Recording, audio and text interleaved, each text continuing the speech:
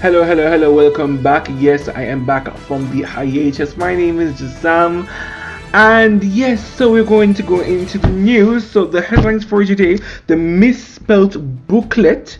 We also have the new bus system crash accident, and also the Prime Minister's statutory update. We have an update on the Prime Minister's statutory update.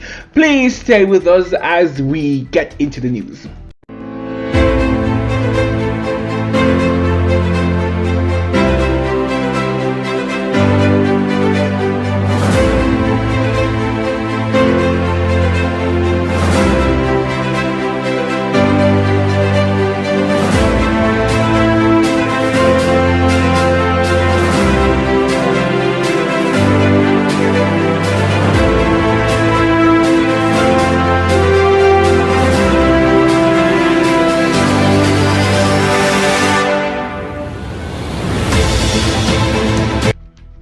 Okay, guys, so let's get into the news. We're going to first speak about the misspelled booklet.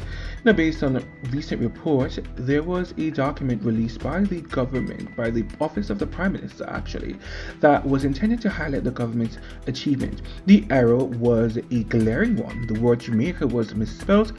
The document was shared widely on social media and was quickly pointed out by many users.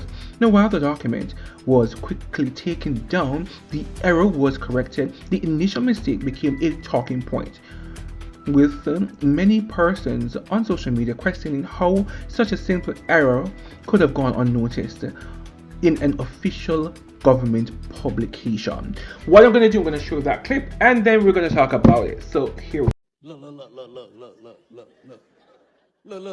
at this. Somebody come look at this. Look at this. Somebody come and look at this. Look at this. It is spelled Jamaica, Jamaica,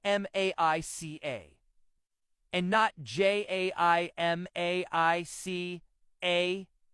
This is an act of desperation. And what we have been saying all year long, your achievements should speak for themselves.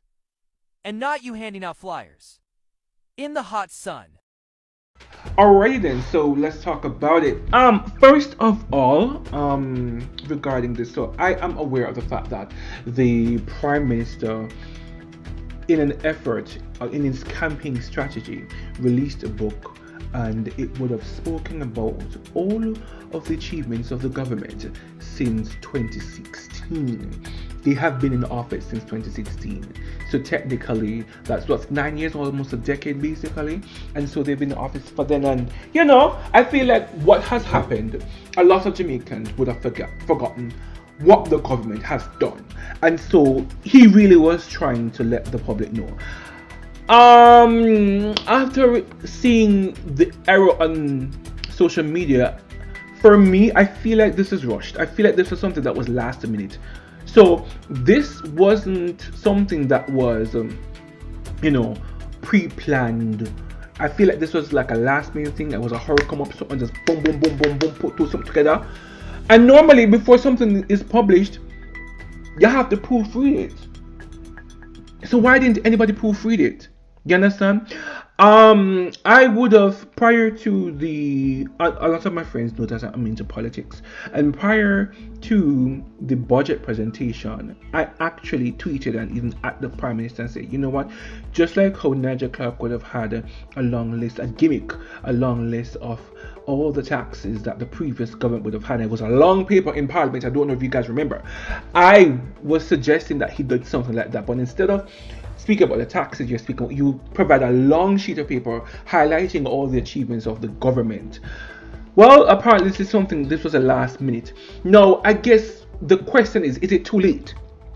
Is it too late? Because a lot of persons, when I read social media, a lot of persons say, it's a desperate move. It's something desperate. So basically what they're saying is that they feel the heat, they feel the pressure, and they feel like as though they're going to lose the election. So because of that, they're trying everything and they're going out of their way to really try to convince the Jamaican people that, hey, we are the government of choice. But we also see that because the bus, and I'm not going to go there, but right now the JUTC bus is actually now transporting patrons or citizens from Mandeville to Kingston. And that's actually a good thing, actually, because for me, I went to Kingston like 2 weeks ago, and I recall it was like after 12 o'clock midday, and I couldn't get a bus. And there were several buses that were marked with Mandeville to Kingston, but they weren't going to Mandeville. And then eventually, this bus that marked Mandeville to Kingston actually came from Spanish Town, and they decided to drop us to Mandeville, but they overcharged us. So the fare from Mandeville to Kingston is $650. They decided to charge us $800.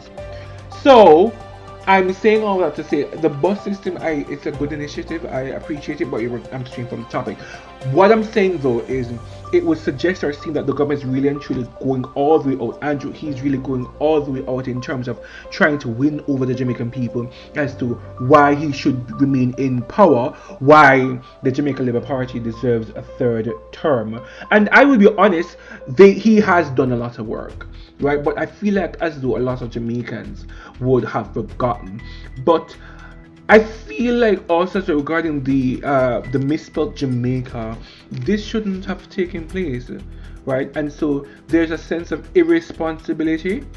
I believe it's an honest mistake, but it's also irresponsible, especially the fact that you are in an election season. We are in an election season, and so the opposition can use anything against you. And when you slip, you're gonna slide. And yeah, you're going to use this, they're going to use this against you. You can't spell. The government that cannot spell, this will be used against you in the court of public opinion. Anything you say or do, we don't use against you in the court of public opinion. So especially when you're in the election season where the election is near to be called, you have to be on your P's and Q's and ensure that you don't make a mistake, because when you make a mistake, the people will use it against you. So that is my thought. This should have been done properly.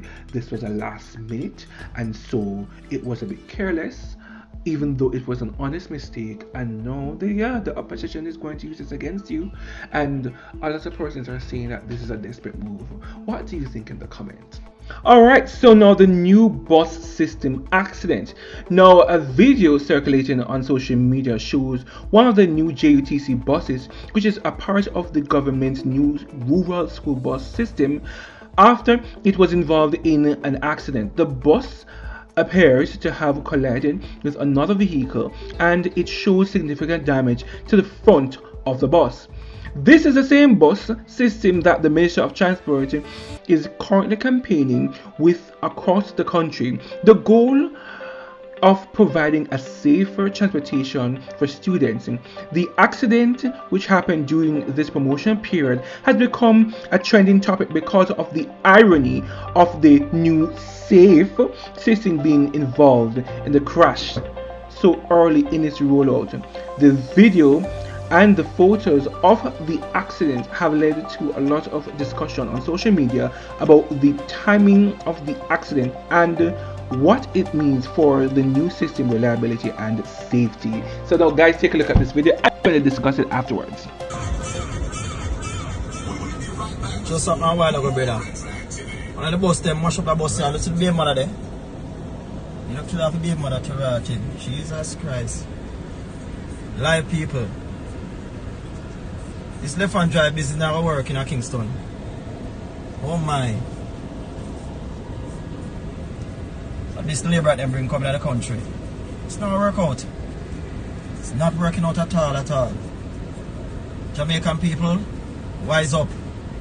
This government to play politics. Alright, so yes. Now regarding the new bus system. Oh wow. I don't even know where to start. But as I stated earlier regarding the misspelled booklet situation, right? Anything you say or do will be done or against you in the court of public opinion. And just like how we have the misspelled Jamaica in the new booklet that would have been published, now we have an accident taking place. We have an accident taking place with the new school buses. And remember, you claim that these school buses are supposed to be safe for the Jamaican children. They're both no, and let me just say this To be honest, technically the buses are safe, because if you're supposed to meet in an accident, based on the requirements that the both the Ministry of Education and also the Ministry of Transport would have stated, the buses are expected to drive at a particular speed, right? And God forbid, if you are supposed to meet in an accident, the children theoretically should still be safe. No, yes, but then what about the other motorists on the road? As you can see, the Toyota motor vehicle that would have collided in this bus has been badly damaged, right? So you claim safety, but is it really safe? And then apparently the person in the video, they stated that it was a left-hand drive, and in Jamaica we're right-hand drive.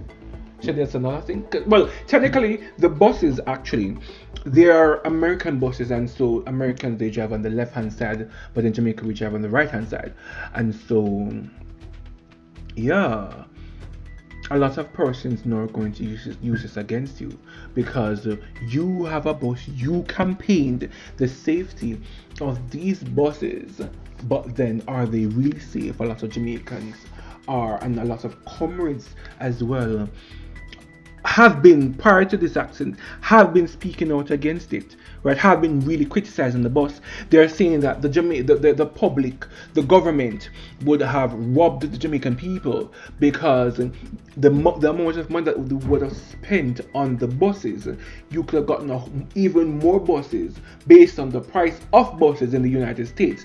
I don't know the technicalities or the specifications in terms of the cost, but what I will say though is that I mean, regardless of the situation, at least for right now, I don't know the cost. The government has not necessarily disclosed the cost of the bus. I know for a fact that the bus would have had to be refurbished and set in a way where it is fit for Jamaican routes. So for example, the doors were on the wrong side, where the children would have had to enter the bus from in the road and not from the sidewalk. And so right now, and the minister would have indicated that they sealed off that door and they created another door, so where the children now would enter from the actual sidewalk and not from in the road, which is a good thing. So you purchased the bus, and then you would have also had to refurbish the bus as well, change the seats, fix up the inside out, because these are used buses. They're old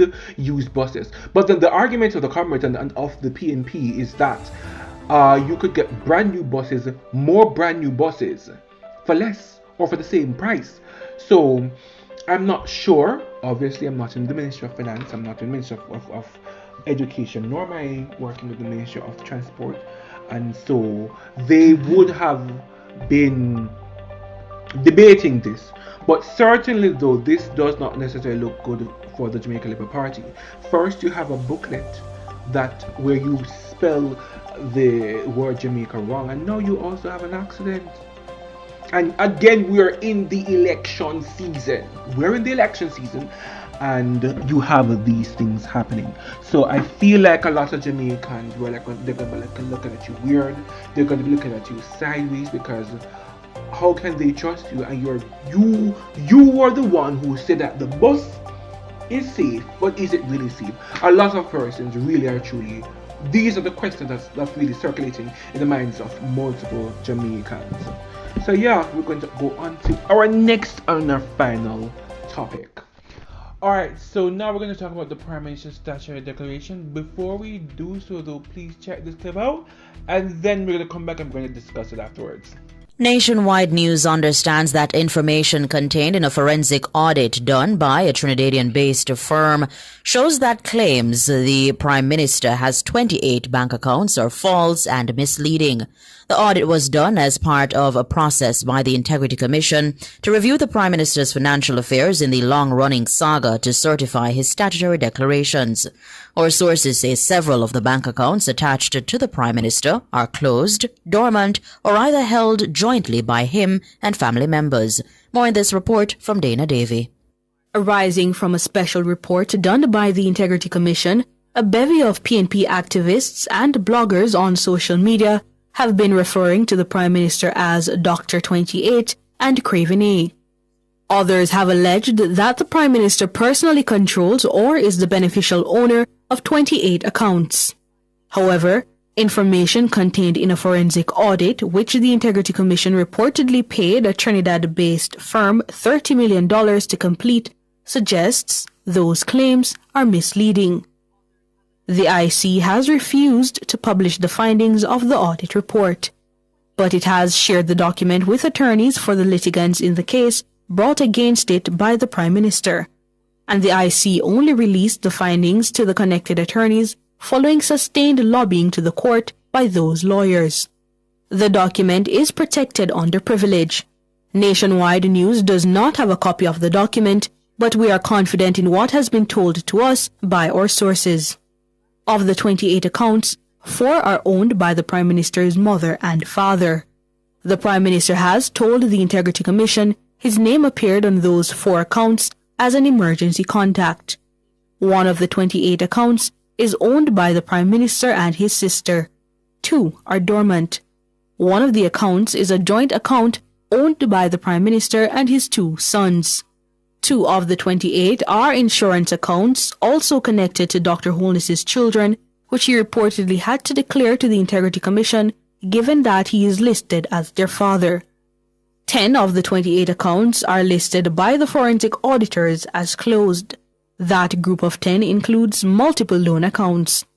This leaves 8 accounts which are connected to the Prime Minister. 5 of those are saving accounts, including Jamaican and US dollar accounts. The other is a checking account. 3 investment or stock-related accounts are listed as active. We understand the auditing firm was given 3 points to pursue in their terms of reference.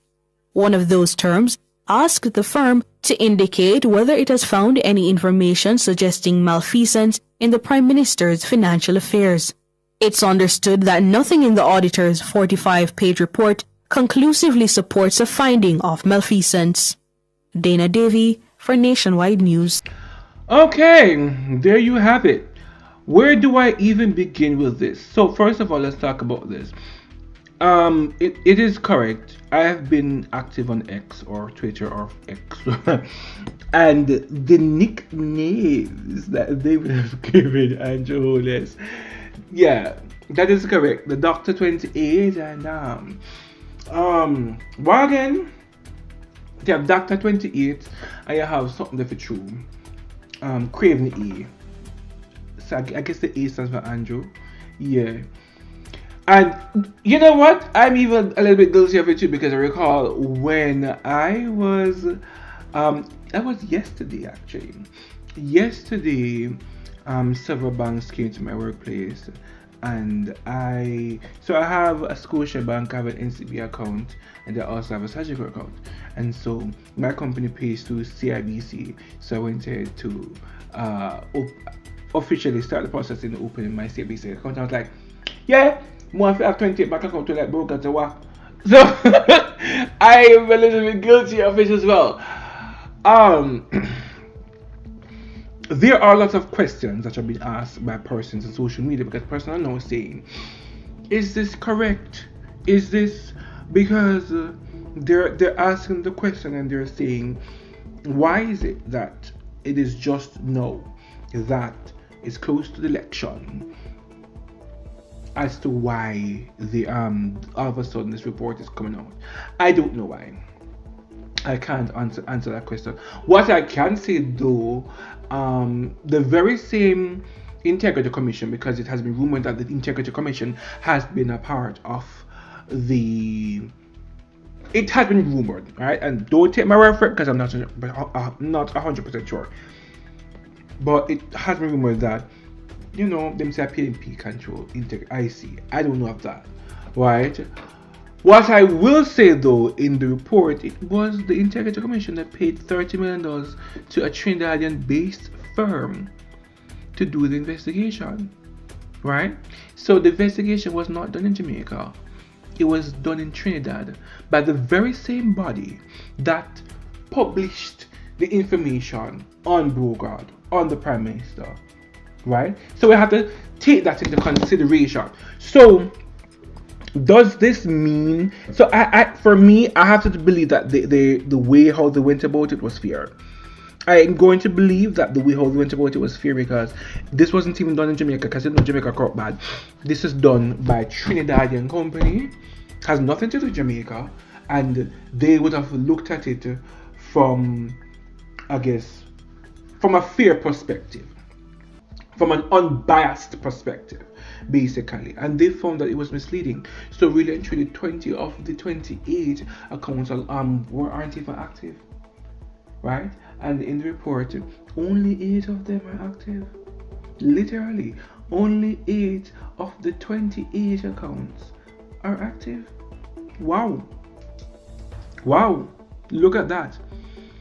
So and I can say that this would have really, because when last year this time when the report came out, it would have really damaged the character of the Prime Minister and a lot of persons, because I recall prior to this, the Donald and support when it came out, the Jamaican Labour Party was the head of the People's National Party, and after the scandal broke loose, it really affected the Jamaican Labour Party. The question is this enough? Because again, the Misspelled booklet, again, the crashing of the bus. Well, at least we have. So there are 2 strikes against the Jamaican Labour Party, but this is actually some good news for them in that, yes, finally, you know, to some degree, his name has been cleared. Not 100% because there are certain things that he would have wanted for the court to strike out of the report, and that did not happen. I have not reported that. I'll report that in my next newscast. But yeah, finally, though, I feel like there has been a sense of relief, a sense of, a sigh of relief, basically, because all along, and a lot of Jamaicans have really been jeering him. A lot of Jamaicans have really been mocking him and saying like, "Oh, Dr. 28 Craveny," and the memes that they have done. And so, for the first time, there has been a sigh of relief. But what we do know is that negativity spreads. So a lot of persons will still be inclined to believe the negative information, and unfortunately as well, there is a bias as how information has been spread, because you find that when it's negative information, it spreads like wildfire uncontrollably, but then when it is positive information, it does spread, but not as fast as. And then who never like JLP, who never liked the Prime Minister, this will not through their minds. Yes, it's easy for them to believe something that is negative about the Prime Minister rather than something that is positive about the Prime Minister. So, the Prime Minister, the election rather, is soon to be called. I am really, really curious to see what is going to happen. Is this going to change? I feel like they need to do another poll and we can discuss it. Will this be in favor of the Jamaican Labour Party? Will this be able to help and to benefit the governing Jamaican Labour Party? These are questions that, only the survey can tell. Yeah, and we will find out in the election, and we will be able to give a comprehensive review of the election. So yeah, all right, so that is it, guys. Thank you very much for joining me. Thank you very much for your patience. I think we have over 100. We have over 100 subscribers right now, and I want to thank everyone who has been with me. I've been gone for a while. I know I've been gone for a while. I've been gone. The last time I made a video was like, I think it was 2022 or 2023. It's been a while, and honestly at the time I had to stop because I was working 2 jobs plus going to school. That was madness. That was really madness. But I'm here, I'm back, I'm here to stay, and I'll be producing more content. So, and I want to do this on a weekly basis. I will not be able to do this every single day, but definitely this will be done on a weekly basis. So thank you very much everyone for your kind support, and to my friends who would have encouraged me to go back in this. Yeah, thank you very much. And again, as always, guys, your independence is the foundation of your liberation. Goodbye, guys.